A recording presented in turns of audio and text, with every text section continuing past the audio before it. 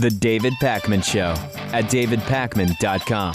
William Lynch claims that priest Jerold Lindner raped and molested him in 1975. Well, now William Lynch is accused of beating Jerold Lindner recently in California. Now we have an assault trial, and the priest at the heart of this now has testified that he never molested the man who is accused of assaulting him.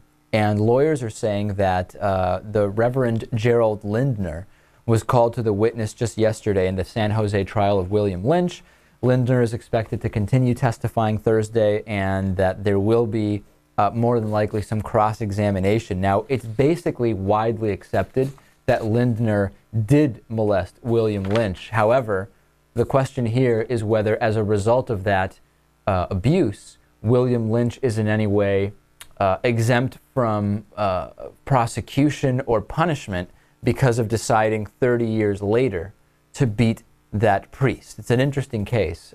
Prosecutors actually concede that Lindner is lying when he denies that he molested Lynch and Lynch's 4-year-old brother way back when during a church camping trip. But prosecutors are also saying it's no defense against assault charges. What do you think of this, Lewis? This is interesting because we had that case where the man found another man raping his daughter, ended up killing the man. No charges will be filed. We'll talk about that on the bonus show today. This seems like a vastly different situation, not self-defense, but really taking justice into your own hands. Yeah, and 35 years later, it's quite the gap. I mean, if I were the DA, what would I do? No charges. Really? And what argument would you make? I don't know. Something along the lines of mental anguish caused by the molestation. But the molestation was never proven in a court of law. So it's simply hearsay. Well, I'm just inclined to believe that they're all pedophiles and molesters. Sure, but you can't run a legal system like that, can you? Well, if you're the DA, you can make that decision. Natan, what do you think about this?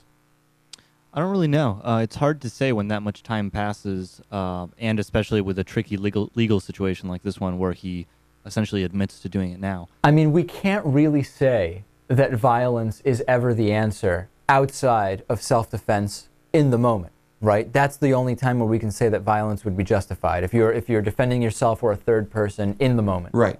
However, you never know how you would respond if this had happened to you. So certainly we can't judge this man's actions. I mean, the first half of his life has admittedly been ruined by these alleged actions.